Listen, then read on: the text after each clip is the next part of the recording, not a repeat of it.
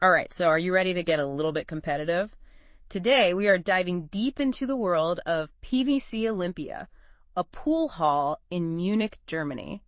And let me tell you, this isn't just about sinking some balls. We're talking team drama, individual stories, maybe some questionable choices off the felt. Should be fun.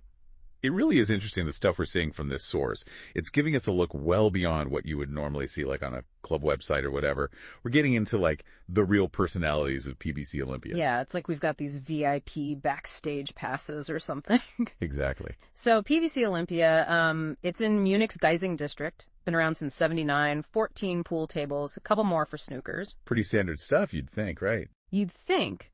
But what makes this so interesting is, like, we're not just getting the official club line here. This is like, we're in the club eavesdropping on conversations. You know what I mean? It's true. Like, just for example, they've got 6 teams competing in the Bavarian League. You've got, like, the top-tier Oberliga players, all the way down to, the more chill Kreis class. Right. So you've got like a real range of talent, ambition. Exactly. You can kind of start to imagine the different personalities, the different, like, subcultures even within the club itself. Oh, yeah, definitely. And we're seeing those subcultures maybe clash a little bit when you look at the recent match results, right? The 6th team, they're riding high on a 6-4 win against PBC München West 2. Always good to start with a W. Always. And Freddie Furnau, Andre Sortner, those guys really brought it home, completely dominated. Strong start. But not every team's having such a good time of it, though, is it? Oh, no, not at all. The 4th team. Yeah, tell me about the 4th team. Not pretty. 1-9 loss against Martinsried III. Ouch, that's gotta hurt. That's brutal. But it gets even more interesting because they actually name some names in the report. Oh, really? Who are they throwing under the bus? So, Andreas Seid, Patrick Gieselman, David Bank, and Costa Eleftheriadis, none of them scored a single point. Wow. They are not holding back. And what about the captain? Any mention? Oh, absolutely. Captain Tony Woolman, his name comes up, or I should say his strategic choices, or maybe lack thereof. Oh, so they're calling out the captain's strategy now. That's pretty bold. I mean, it makes you wonder what's going on behind the scenes, right? Like, is this just a difference of opinion on tactics, or is there some, like, real friction brewing within the team? Right. Is this the beginning of the end for Captain Tony? Okay, so enough about that drama. We've also got the 3rd team. They managed a 5-5 draw against Pfeffenhausen III. Not exactly a win, but hey, a draw's better than a loss, right? Hey, a point's a point, right? But it sounds like it was a close one. Any standout players from that match? Oh, absolutely. We got to talk about Valenti Nicoletti. This guy was clutch. Won all of his matches, single-handedly kept his team from a loss. Wow. Talk about rising to the occasion. Sounds like someone we might want to keep an eye on. Could be a future champion in the making. Right. We might be witnessing the rise of a legend right here at PBC Olympia. But you know me, I'm always drawn to, like, the more colorful characters. Oh, yeah. Always. Anybody catching your eye? Yeah, speaking of colorful characters, remember Andreas Seade from the 4th team? Yeah, one of the guys that got shut out. What about him? Well, it turns out he's earned himself a bit of a nickname around the club, Beer Captain. Beer Captain. Okay. Now, that's a nickname that demands further investigation. What's the story there? Well, let's just say our friend Andreas enjoys a beer or two, or maybe more than a few. Okay, I'm starting to get the picture. So, like, a regular at the bar, maybe? You could say that. In fact, the source kind of implies that his fondness for a good time might have cost him a spot in the 8-ball tournament. Oh, really? Like, he missed it entirely? Maybe. They don't come right out and say it, but read between the lines. Wow. Okay, so we've got talent, but maybe some questionable choices off the felt. This Capitaine situation, it really makes you wonder about the club culture, doesn't it? Like, on the one hand, it could just be some harmless fun, a bit of a laugh among teammates. Right.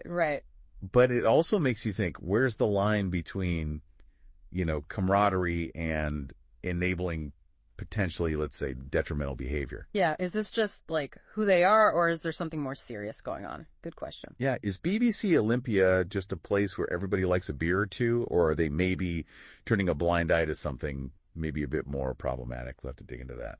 Yeah, it's a fine line, isn't it, between, like, enjoying yourself and letting things, get in the way of your game. And speaking of finding that balance, Andreas's teammate, Patrick Gieselman, he seems to be all about focus. Oh, yeah, Patrick. But his focus seems to be a little, let's say, specific.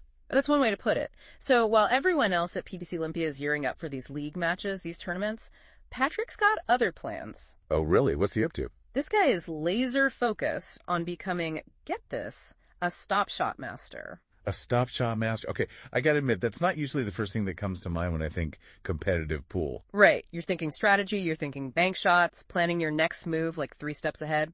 Exactly. It's like chess with balls, you know. Mm-hmm. But this stop shot thing, it's an interesting one.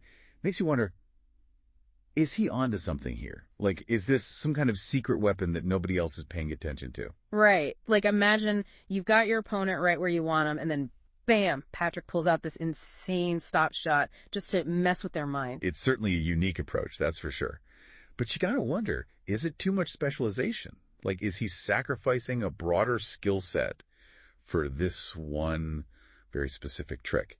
Only time will tell, I guess. Oh, only time will tell, but hey, maybe that's the beauty of it, right? Every player has their own style, their own little quirks. Absolutely. And speaking of quirks and surprises, this source also mentioned something about the club's upcoming annual general meeting, the AGM. Right, the AGM, coming up on October 13th. And now, you might be thinking, okay, what does that have to do with anything? Sounds kind of boring, right? Right, like board meetings, budgets, who needs that? But here's the thing. These meetings, they can actually be way more interesting than they sound. Because this is where, the behind-the-scenes stuff happens. The club's future gets decided. Well, absolutely. We're talking budgets, yeah, but also like team lineups for next season, maybe even some leadership decisions. Exactly. This is where we could see some of those simmering tensions, those power struggles, maybe even some drama bubble to the surface. So while we're busy speculating about Andreas and his beer and Patrick and his stop shots, there's a whole other game being played behind the scenes at PBC Olympia. A game with maybe even higher stakes, right? Who's got the power? Who's calling the shots, so to speak? Right. And what does this all mean for the future of the club? And for all those individual stories that we're following, too, Yeah. right? I mean, these decisions made at the AGM, they can have a ripple effect on everything. They all connected, and that's what makes this source so fascinating. We're getting this glimpse into not just one story, but like a whole bunch of stories all playing out at the same time. Exactly. Like we said, it's like we've snuck backstage. We're seeing the full production, Yeah. not just the polished performance. And it makes you realize there's probably a lot more going on than meets the eye, right? Oh, absolutely. I mean, we've got team drama, individual struggles, a potential prodigy, a stop shot savant, and who knows what else is happening behind closed doors. Right. This is just what they're telling us, what they're putting in the newsletter. Imagine what we don't know. It makes you think, right? What are the stories that aren't being told? What's the full picture here? It really makes you think, doesn't it? Like, we're getting this inside look at PBC Olympia, but at the same time, it's like, how much are we really seeing? It's like we're looking through a keyhole, right? We get these glimpses, these little details. But the full picture, it's still out there. Totally. Like that whole thing with Andreas, the beer captain, right? They kind of brush over it, make it seem like a funny little quirk. Right, all in good fun. Exactly. But what's the real story there? Like, how is it affecting his game? What do his teammates really think? Right. Are they secretly worried? Annoyed? Mm-hmm. We're only getting the club's version of the story. Exactly. Like, imagine if we could hear from those other guys on the fourth team, the ones who, maybe aren't so thrilled about carrying a player who's, let's say, not always at his best. Yeah, or imagine hearing from some of Patrick's opponents. Yeah. The guys who have to go up against this stop shot savant. Do they think it's brilliant?